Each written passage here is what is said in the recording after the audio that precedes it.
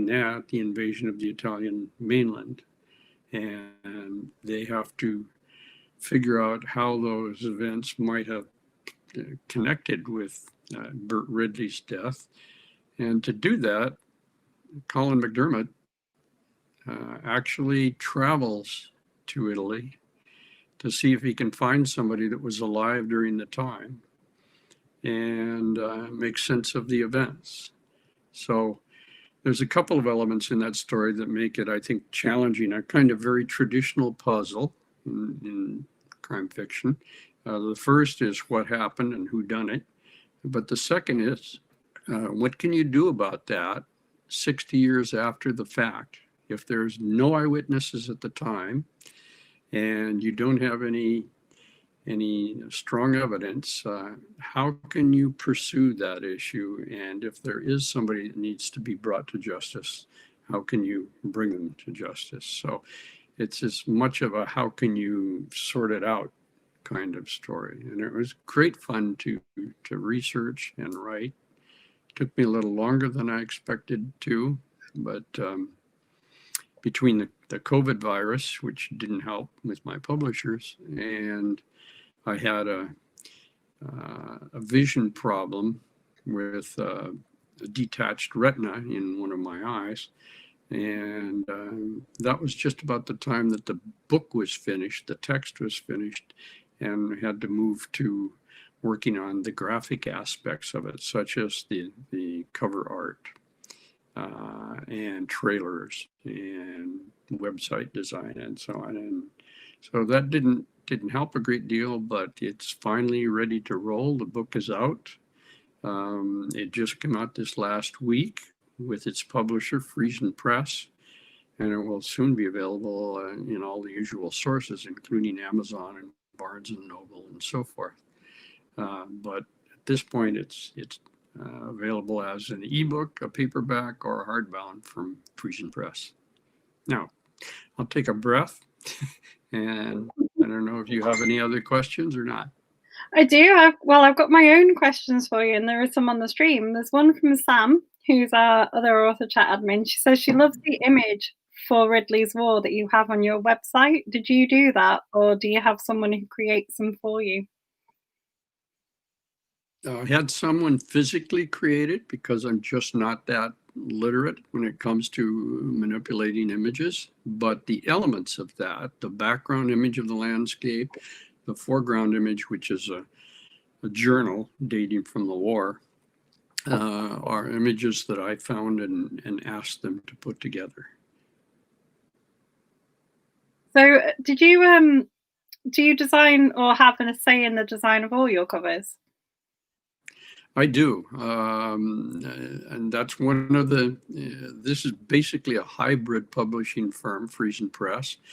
They give you a lot of latitude to do things and ultimately a veto over the way things are done. So if you want a certain cover or you insist on a certain text treatment, you're pretty well in the driver's seat on that.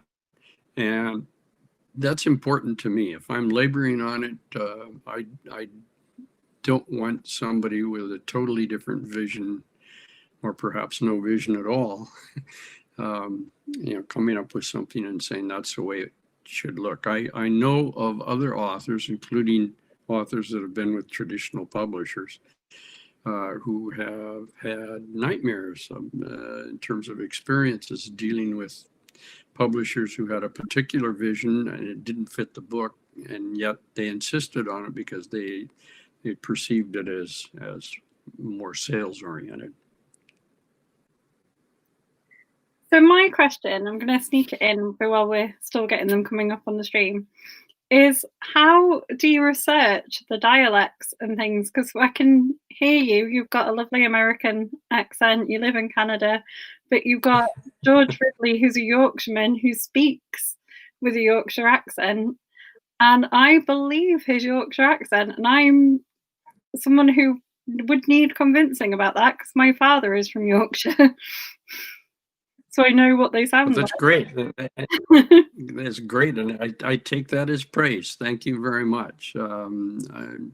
a number of people have told me that. With Legacy, the first book, I sold a copy to a woman who I didn't know at the time was from Scotland, but had been raised in London. And she's like you, she reads very quickly. And she read the book over the weekend. I think she got it on a Thursday or Friday. And by Monday, she got back to me and said, "How did you do that? You know, it's spot on." She said, "I have to call my relatives in England in order to hear that kind of language." So I was very pleased about that. The short answer is I've spent a lot of time visiting, first of all, at least once a year, if not more frequently, beginning in 1987. And I had a period there where I stopped. And of course, right now, I'm just not able to travel.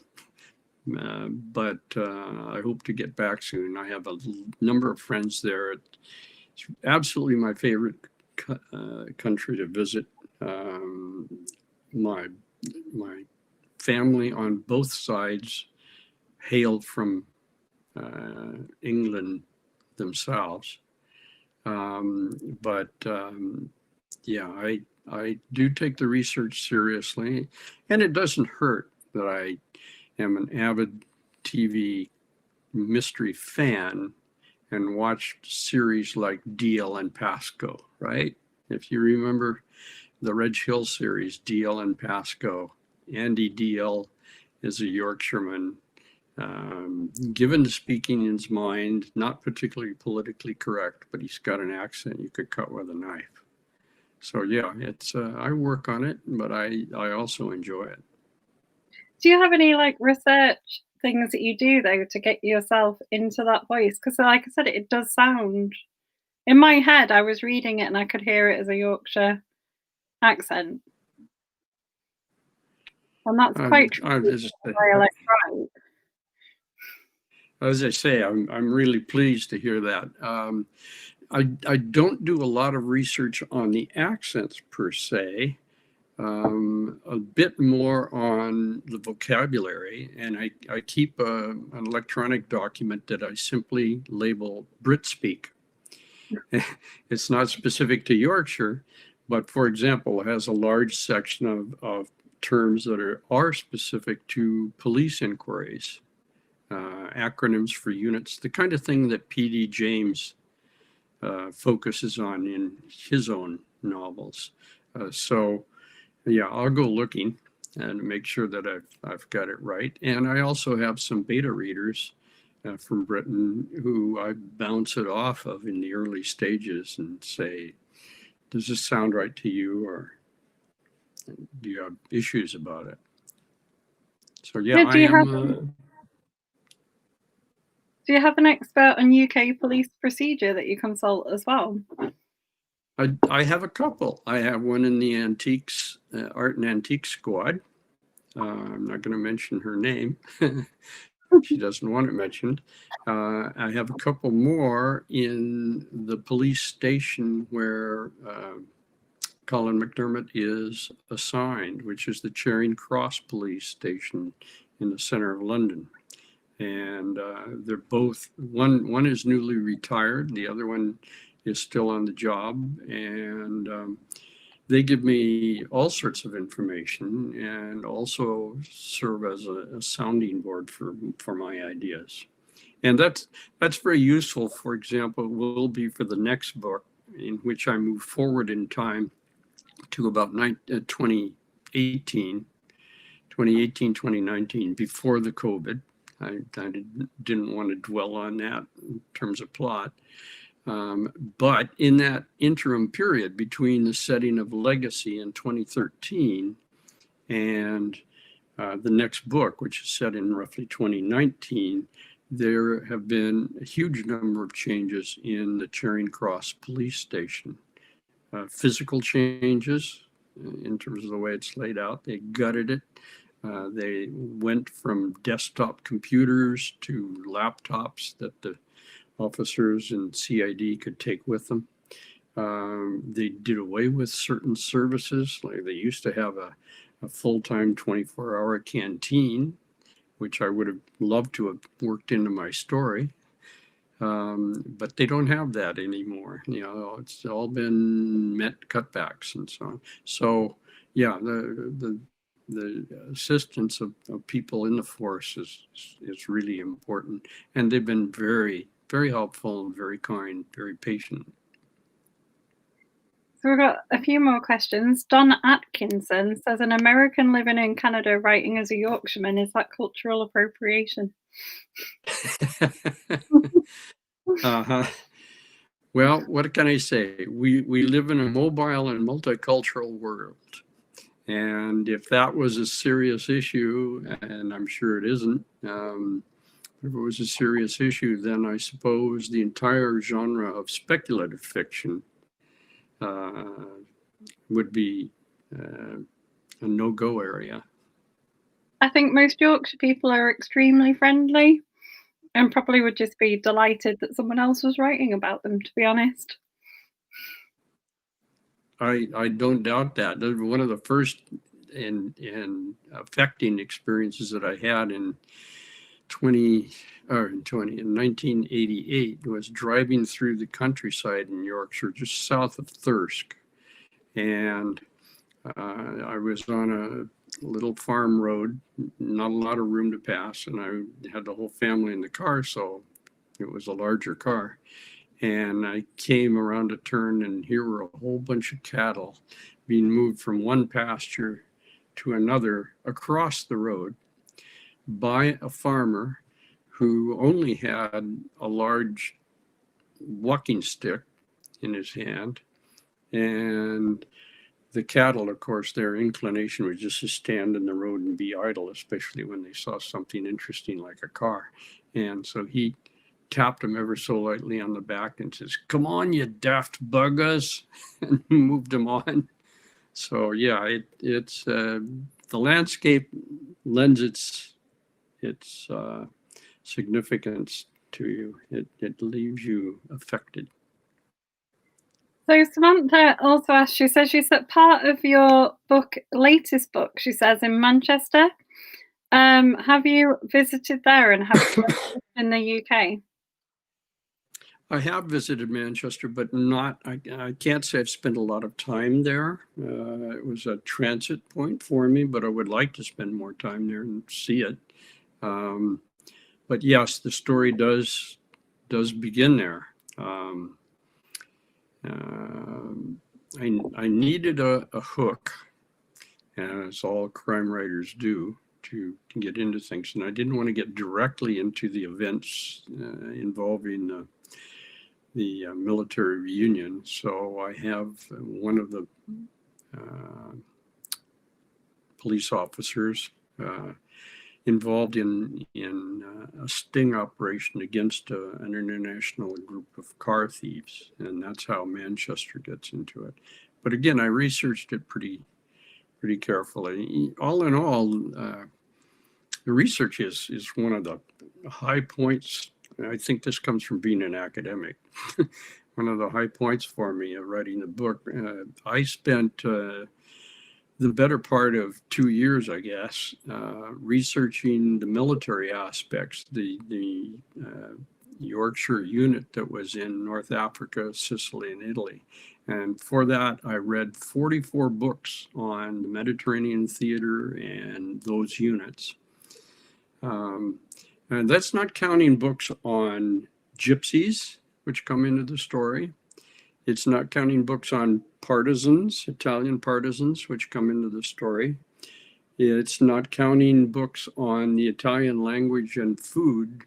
And since McDermott was going to travel to Italy, I'd been to Italy, but not that particular part. I figured I'd better get that right. So I did some book research on that, but I also turned the material over to somebody who speaks Italian fluently and knows a fair amount about the culture. So yeah, it's keeps me busy. In that respect, I go in opposite directions from Ian Rankin, the Scottish crime writer.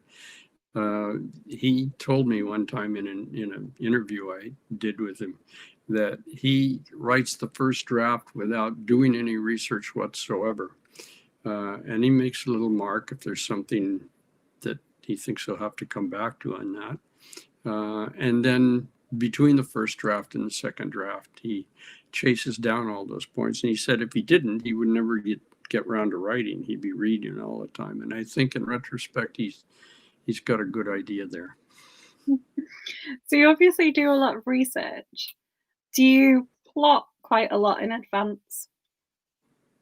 I do. I'm not one of these, what they call pantsers, people who fly by the seat of their pants. And I have a lot of admiration for somebody that can do that and keep it straight. But what I write are traditional puzzle mysteries, and therefore I need red herrings to lead people astray. I need plot lines that are going to hold up. And I don't trust to my own memory to do that. So yeah, I plot fairly extensively. The next book that I'm doing, which will be called Family Matters, I have all the characters sorted out, or virtually all, I should say, and the plot lines as well. I know what the forensic aspects of that are going to be, and I just feel more comfortable doing that. That's not to say that I won't change something as it goes along, but at least I feel like I'm in my element if I'm doing that. Does your background as an academic help when you were writing things like Legacy because it's set in a university? Yeah. A number of people who know me personally and know something about the institutions that I've taught in ask me if such and such a school is really that place, or if such and such a person is really so and so. And I have to admit, I did have a certain amount of fun poking at the idiosyncrasies of especially individuals. If you're a cloistered academic in a really traditional setting and you're used to, for example, having your own way, so your classroom becomes your universe, it does promote, as I say, idiosyncrasies, and sometimes they're endearing and sometimes they're a pain in the posterior. And I tried to include a range of those kinds of events and those kinds of people. And there again, I had somebody who read the book, the first book, Legacy, and said, "Oh, this person, it's really so-and-so, isn't it?" And they named an actual person. And I said, I couldn't possibly answer that. I was going to ask you if any of them were based on real people. Well, we have to draw on what we have, and it can be imaginary, it can be real people. Again, Ian Rankin, who knows a thing or two about writing, once told an audience that he appreciated the job because it gave him a chance to spend his days playing with his little friends.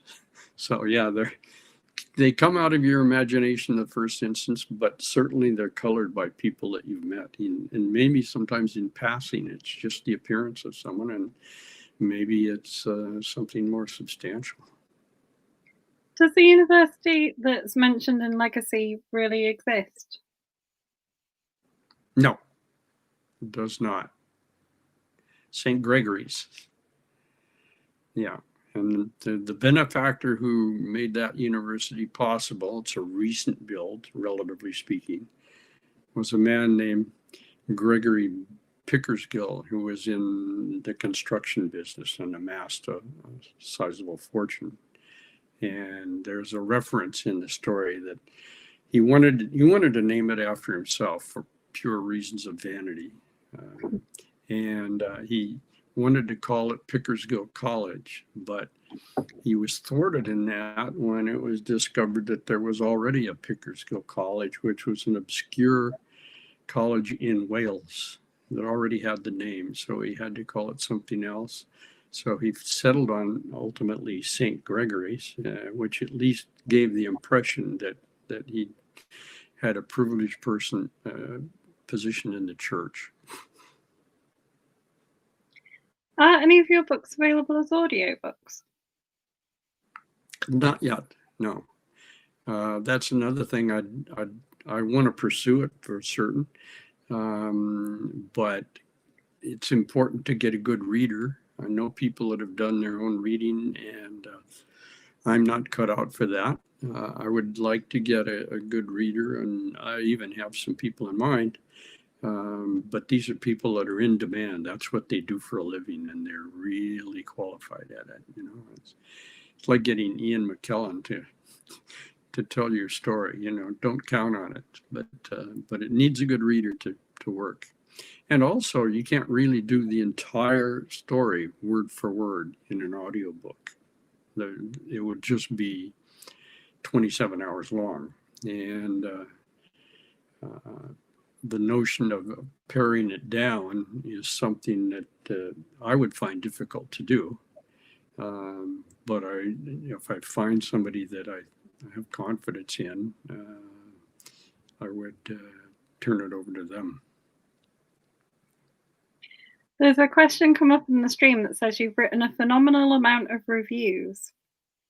Do you have authors that you read everything from? I call them, it says Kaz has a phrase for this. I call them you shut up and take my money authors. The ones that you'll just buy because it's got their name on the cover. Well, my website is entirely non-funded. I don't have any advertising. I don't get paid for the reviews on my website. That's where the bulk of those reviews that the person is talking about appear. I have done reviews in print journalism for newspapers and literary journals and so on, but the bulk of them come up on my website or on other websites like Amazon.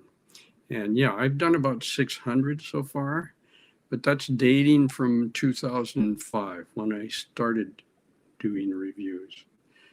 So it works out to roughly 50 a year, one a week. Now that has slowed down in the last couple of years due to my eyesight. And it now takes me the better part of a month just to finish reading a book.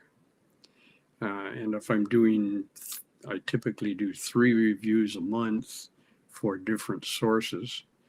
That's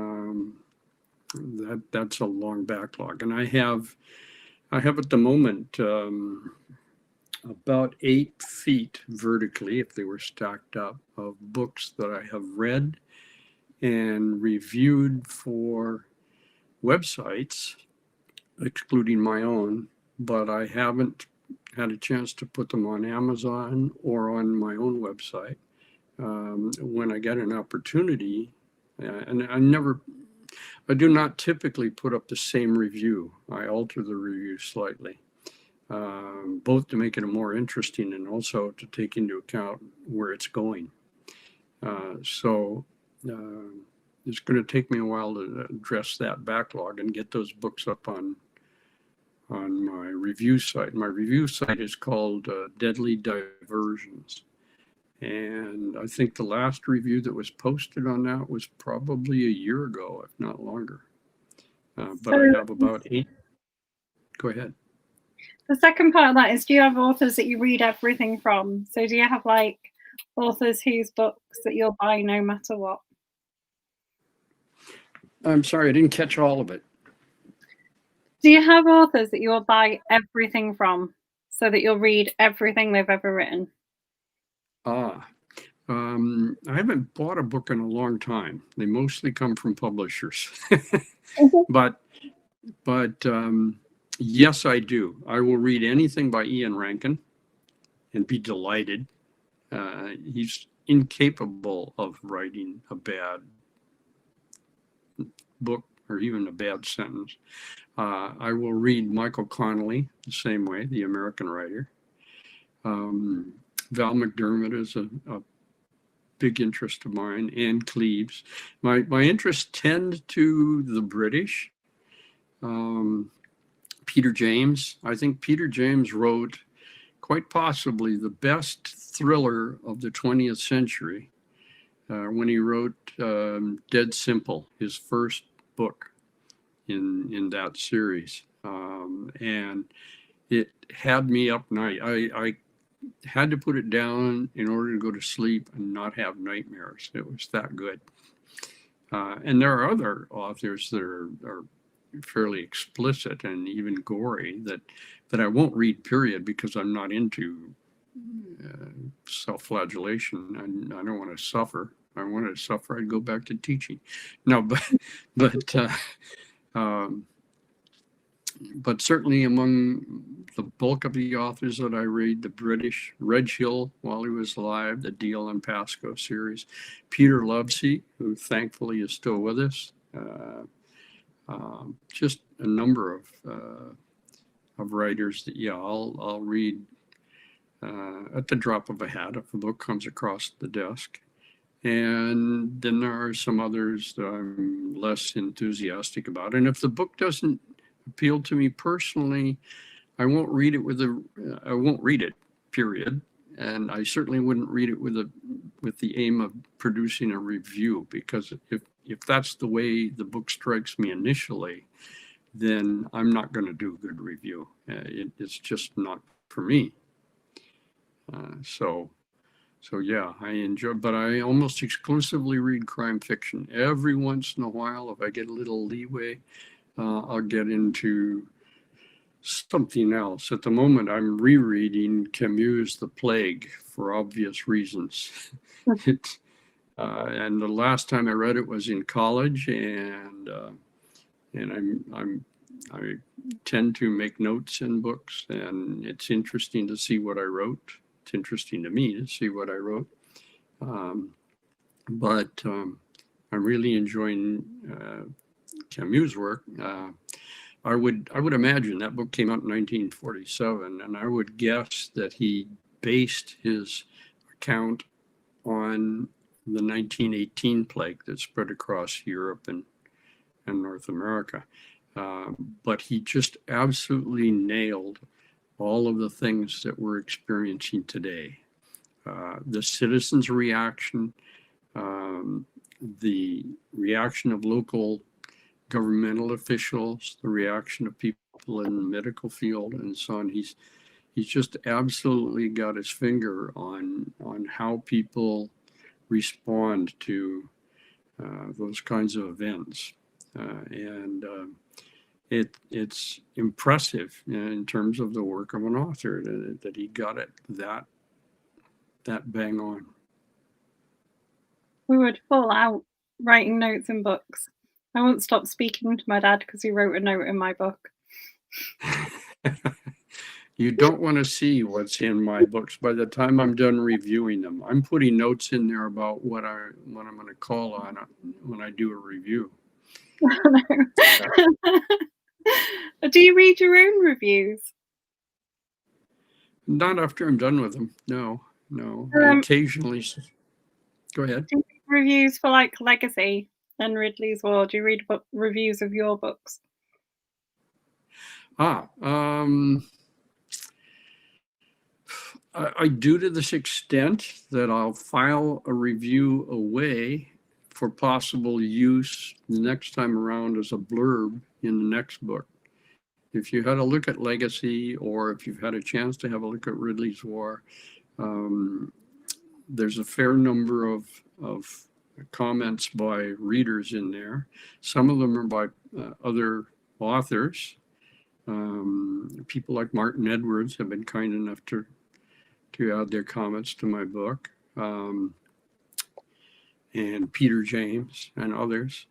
And I will file those comments away with a view to possibly putting them at the start of the book, because I'm still trying to get known, and my name is not a household name. In the first book, I even put in some reviews by Amazon reviewers, and I thought they were worthwhile additions to give people an idea of what they might expect. I think that's important when somebody walks into a bricks and mortars bookstore and they're browsing. They're looking at titles, they're looking at colors, they're deciding what they want to pick up and look at further. And I think it's important that you give them some idea of what they can expect to see in the book. So I try to pick up things that are accurate to my book. And if they encourage people to hold on to it, that's a bonus. I know that in the 1990s, I knew some mystery writers who opened a bookstore in London. And one of the things that they did was they hired a behavioral psychologist to study the people that came into a bookstore as customers and see how they behaved. And one of the surprising, you might say appalling, things that they discovered was that the average mystery bookstore visitor held on to a book for a total of 7 seconds before either adding it to their arm collection or putting it down and moving on. And you have to wonder what it is that they processed in those 7 seconds. And very largely, it was things like the colors on the cover of the book and the font style, and maybe a little bit of text that might be a teaser, might be a blurb by another author. But in 7 seconds, it's not a great deal. So yeah, I try to pay attention to those things when I'm designing the cover of my book and looking at what I might put on it. What kind of aspect of crime fiction would you say you write? Because I feel like they've got a little nod to like the golden age. It's in that tradition, it draws on that tradition, but it doesn't go back in time. I wouldn't feel comfortable trying to write things set during the 20s or 30s, maybe in the 40s, but certainly in the golden age. First of all, it's a little too twee, a little too bijou in terms of style. You know, I don't want to write about Miss Marple sipping tea from a china cup. That doesn't particularly interest me. But the puzzle aspect that was central to those stories does intrigue me. I'm not a fan of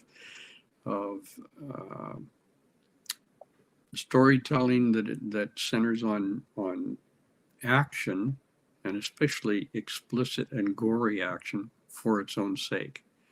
I tend not to read books that are explicitly gritty. They may have a section in them that is, but I'm not after that sort of thing. It just doesn't appeal to me personally. So, yeah, I focus on the puzzle, and in an ideal world, the reader should get 7/8 through the book and say, damn it, I think I know who did this, but now it just turned out that that person couldn't have done it. So where do I go from here? I like the challenge of leading a reader in certain directions and hopefully causing them a little consternation. Well, I didn't work out either of them, so it worked on me. That's good to know. What have been your most memorable moments as an author so far? As an author, well, I do miss, and I think most authors would agree, the live interaction with readers, the kind of thing you get at book events, unquote, whether they're in bookstores or book clubs or whatever. And I've had some very memorable and occasionally enlightening moments with them, telling me what they thought of my book or how I handled a scene, that sort of thing. I had one woman in a bookstore. I was doing a signing at a chain bookstore in Canada called Chapters Indigo, which are across Canada, and a woman that I didn't know from Adam came up and said she was interested. You know, we talked about the book, she said, "I'll take 2 copies." And I said, "Oh, you're going to give one to somebody for a present?" And she said, "No." She said, "This is in Canada." She said, when I'm traveling on vacation, I'm a librarian in the Caribbean at a library down there. And I'm picking a second one up to donate to the library down in the Caribbean." So that was out of the blue. I was quite surprised, and you never know where your books are going to wind up. But it's nice to talk to readers. Have you done any literary events over here? I haven't. I've attended events going back some years. In 1997, I was lucky enough to attend a mystery weekend at St. Hilda's College in Oxford. And while I was there, I made the acquaintance of a number of people that became friends later, including Val McDermott and Susan Moody and others, Colin Dexter. And that winter, that Christmas time, I was invited to attend the Crime Writers Daggers Awards in London, which at that particular time in 1997 were held at the High Court in London. And I was teaching crime fiction and creative writing at the time, as in my career over here in Canada. And one of the writers that I used for the course was Ian Rankin. And one of the books that I used was up for an award at that dinner. That was Black and Blue, the novel Black and Blue. And he won, I think it was the gold dagger. I don't think it was a silver. I think it was the gold dagger that year. And I met a number of authors that I had read for years, including Reg Hill and P.D. James and so on. And those experiences sort of mushroomed out into other events over the years. But it's been over there and as an observer rather than a participant. We need to try and get you into some over here when we can travel again. Absolutely. You try and keep me away. As soon as I can travel safely and as soon as people can get together without bundling up their heads, I'm looking forward to expanding my horizons over there. So Samantha wants to know, are all of your ties as interesting as the bright yellow one you're wearing on your website?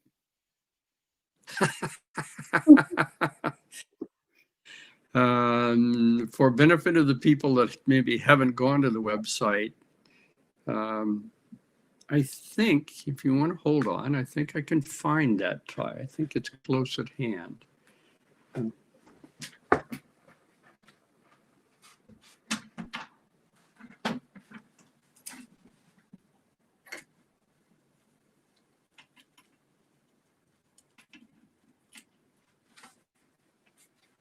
We've got some nice views of your covers in the background. Thank you. That's the tie. That is a good tie. Right. Isn't that great? Police line, do not cross.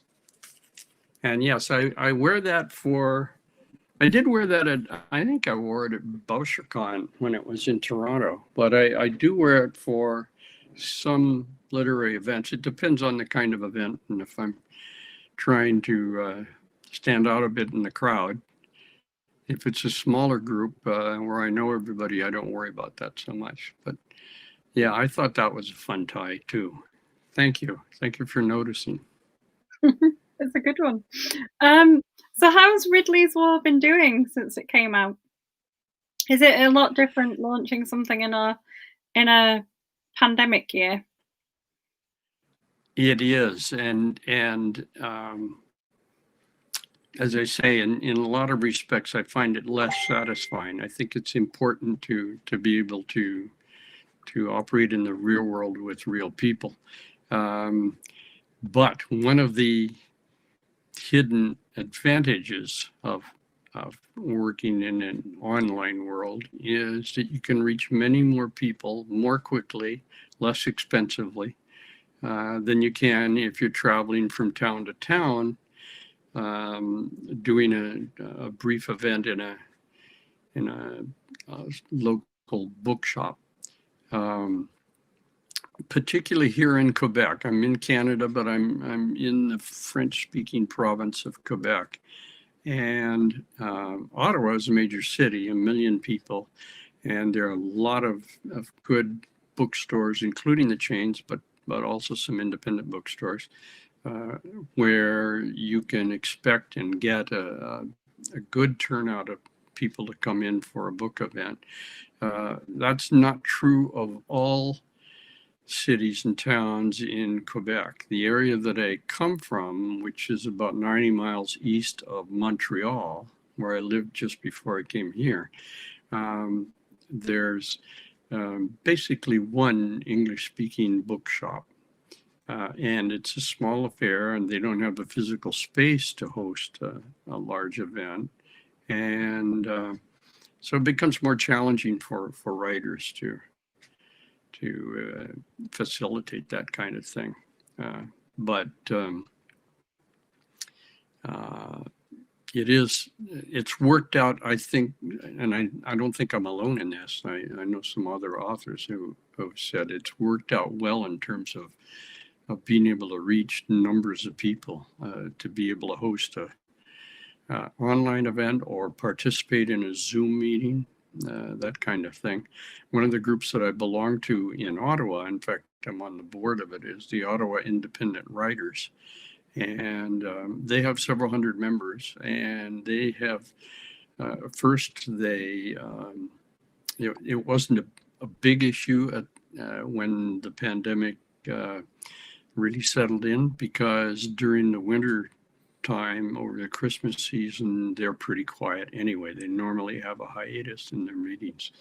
But when events went on and it became apparent that we weren't going to back to live encounters anytime soon, they decided to continue the meetings for the group through Zoom.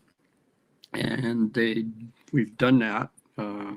And it's been surprising and well received. You know, people can tune in and remember, you're talking about Canada, where sometimes in the depths of winter it can be a challenge to get across a city like Ottawa, which is a large city, and attend something in snow drifts, and they're able to sit at home and still participate. And so it's worked out, I think, well in that respect. But all things considered, it still doesn't offset the loss of being able to meet real people and talk about things face to face. And I'm looking forward to that at some point. It did give our members a chance to meet you, though, which might be difficult based on where you are geographically. Absolutely. Yeah. I'm going to have to get out more once we can. So there's a question here from Sam. She says, if you could live somewhere for a year while you set a book there, where would you go? Oh, that's a tough one.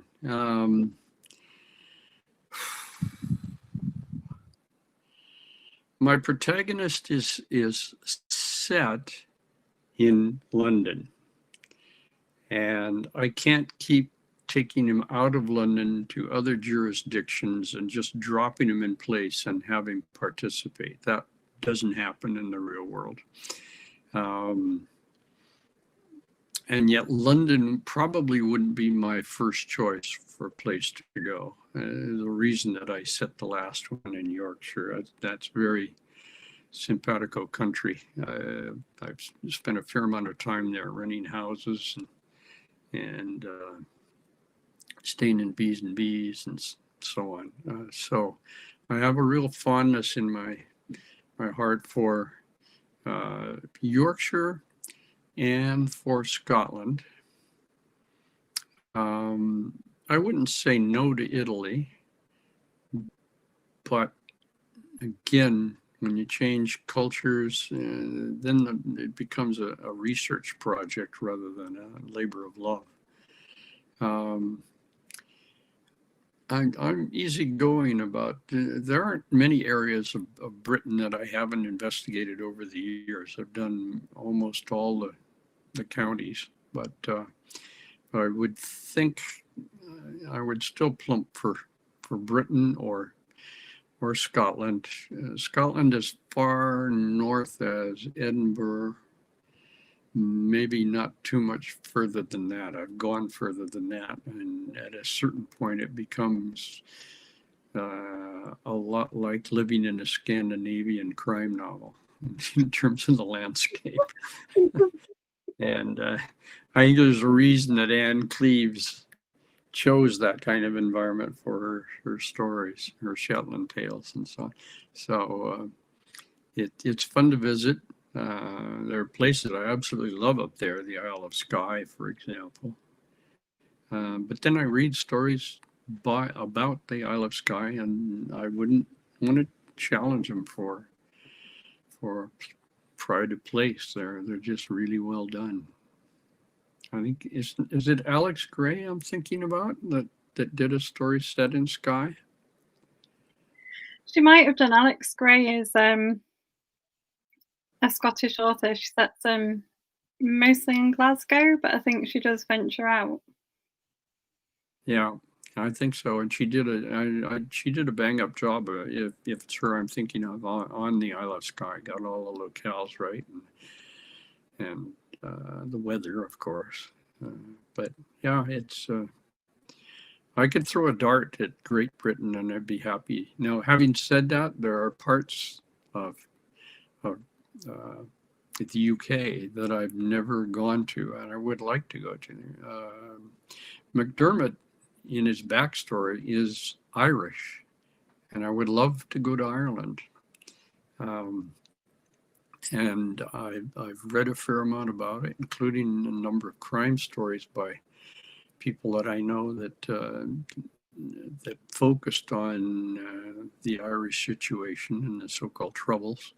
And I wouldn't take that on. I think that's a bit ambitious at this point. I wouldn't take on, to come back to your earlier point about Yorkshire dialects, I wouldn't take on the Irish accent because I'm just not that clued into it and all the regional variations and so on. But I would love to spend some time there.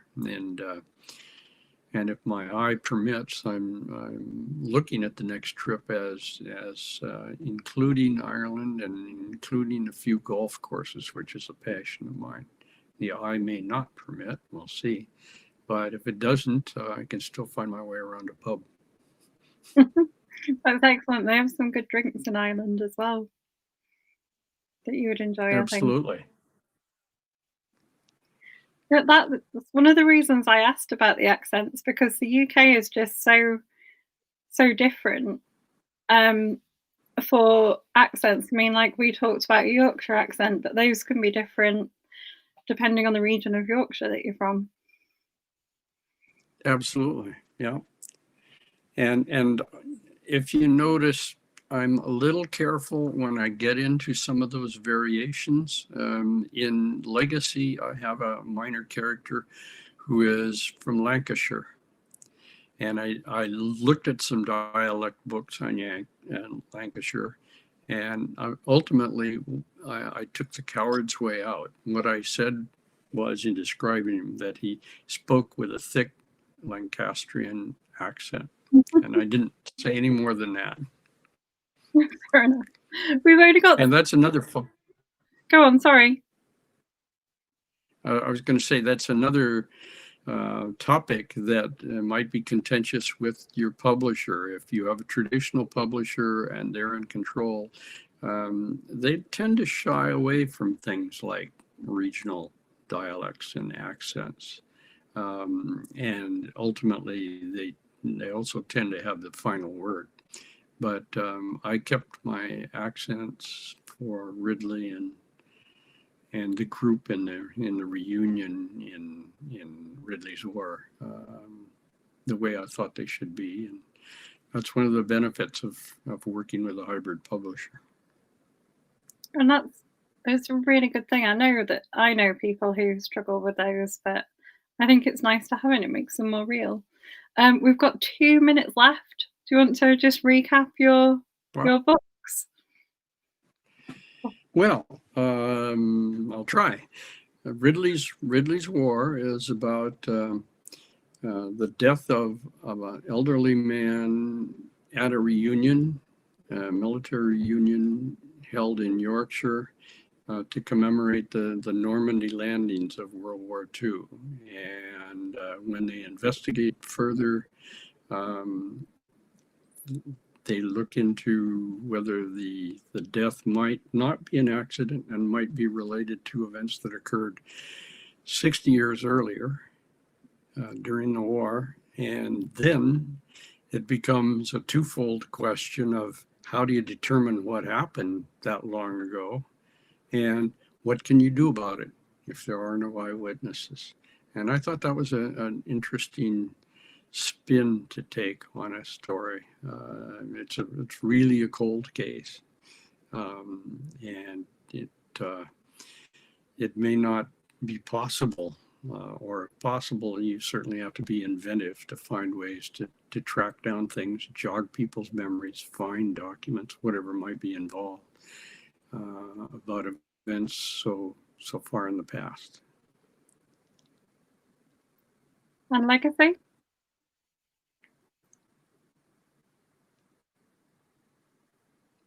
Sorry? And legacy? Legacy is a more contemporary tale. It's not quite up to present day. It's set in 2013, but it centers on a young woman who is on the cusp of entering university studies in London. And before she can get very far, she's the victim of an incident with the bus, and she's killed. And the police, in the form of Colin McDermott and his team, are assigned simply to identify her for the purposes of the coroner's inquest and also to notify the family. And when they look into things, they find that she had not just one identity, but two. And that raises some questions.